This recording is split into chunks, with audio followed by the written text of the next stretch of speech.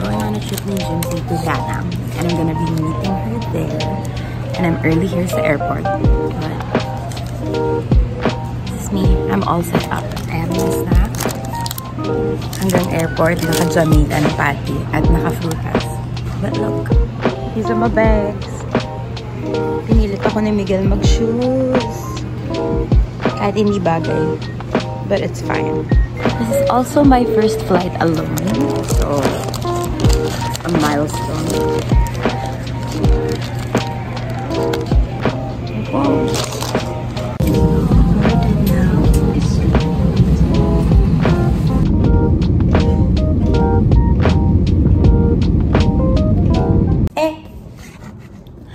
So I just arrived in Vietnam.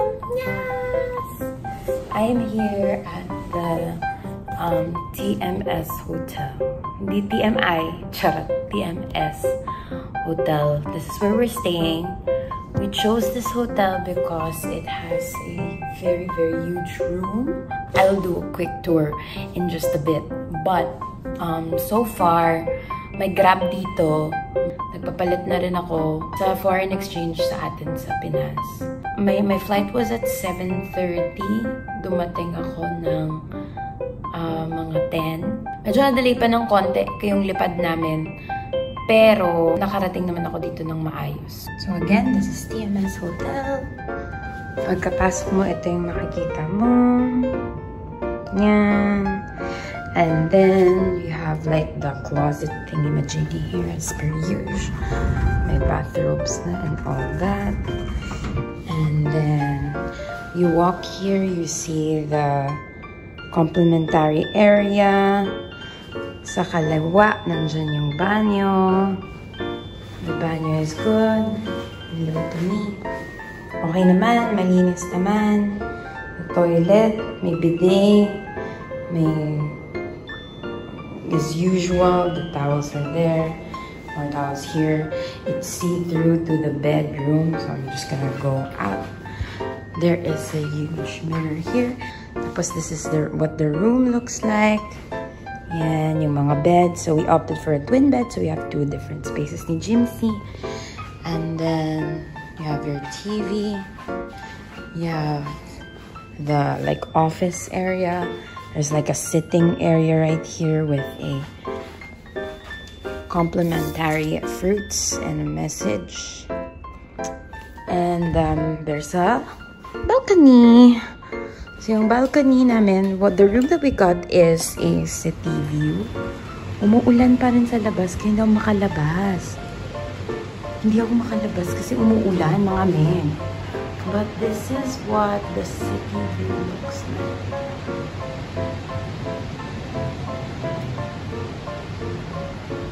Yan, ito yung sa baba.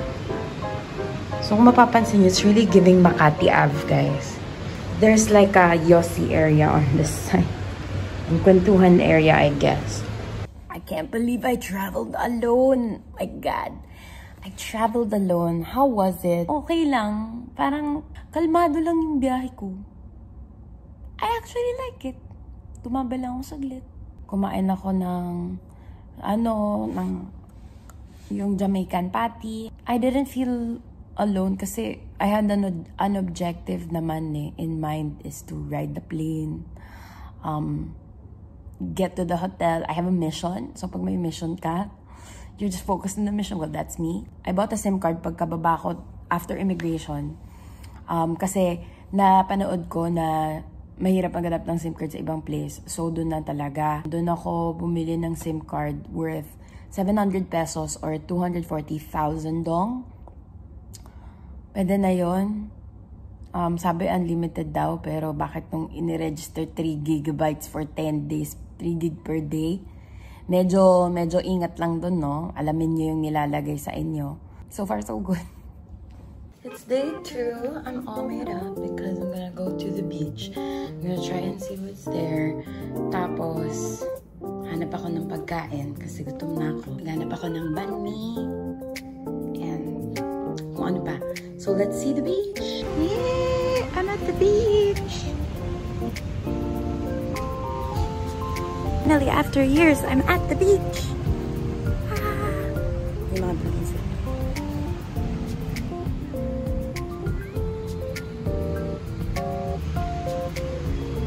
That is where we stay.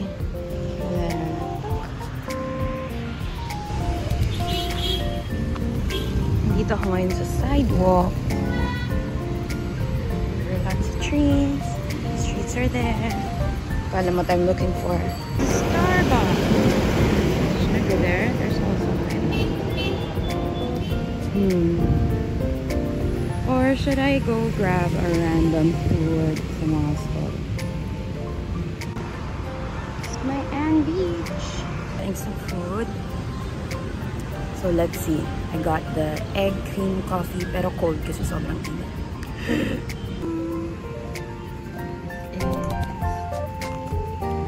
Chicken burger.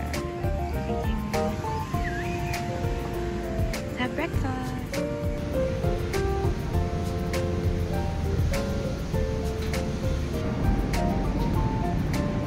At Marble Mountain. Ching ching. We're gonna go in. Yes. Gusto rin natin ng hat. Tara na!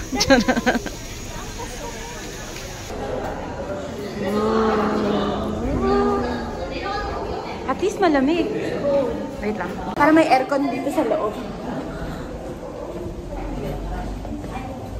So this is the entrance to the Heaven and Hell Cave. It's one of the many caves in the Marble Mountains. And it has these stunning Buddhist and Hindu shrines. But if you go down a bit, you'll get to the Hell Cave where we went first. Maraming mga creepy scenes just like this. Actually quite disturbing siya. And yun, talagang nakapalibot sila to show what hell is. So it really depicts our vision of hell. Parang bawat ganyan mo, meron kang bagong makikita. Para siyang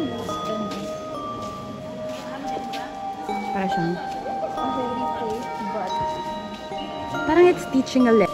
So syempre wala kaming tour guide, but anyway, this is a part of the Heaven Cave naman. So this is the Huyen Kong Cave or the Heaven Cave. Pwede kang umakyat sa part na to. It's actually quite slippery. But pag akyat mo, makaka-akyat ka dito sa view na to. This is the view of heaven.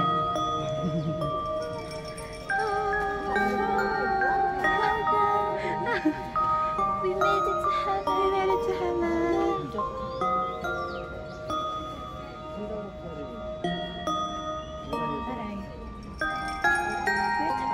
We are. Look at me, I'm sweating.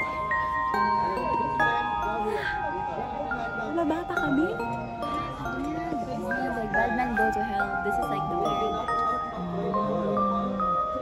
So kung di mo siya maakyat, Like in the good men go to hell. Just in life. are we hungry? Yes. This is old house. Mukha namang masarap.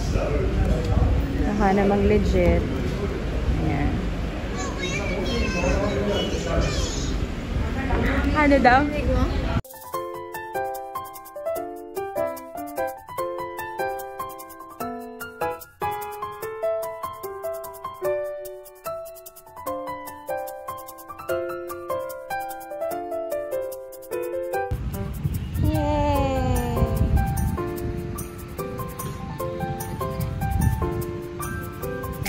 Madami yung tao ngayong hapon. We tried sitting on those chairs at may bayad siya. May bayad siya na 20k dong.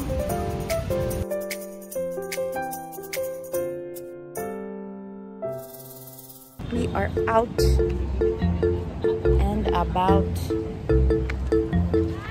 Kimsey, where are we going? I don't know. Sounds parang I don't know. Parang Changgit din. Kaya nga eh. Bakit parang ang daming mga Pines? Diba? Parang may perya vibe. Ito yung Golden Lotus. Actually, this one looks decent. The Golden Lotus. Oo. Pero nakakatamad mag-beach. Parang Correct kasi doon pa. It's our hotel. I I didn't know the rooms were like this wide. Hello, walang view, barbecue. May kebab sila. Eating at Sansan. Combo. Oh, yes. Okay. It's the menu. Okay. It's okay. So, meron silang meal, meron silang combo, na may meal na, tapos may kasama ng juice. 5,000 to. Ang mahal! Charot! Food is here! Yay! And then this is lemon juice with, I don't know what's below, kiamoy. Kiamoy! And then fun. Wow!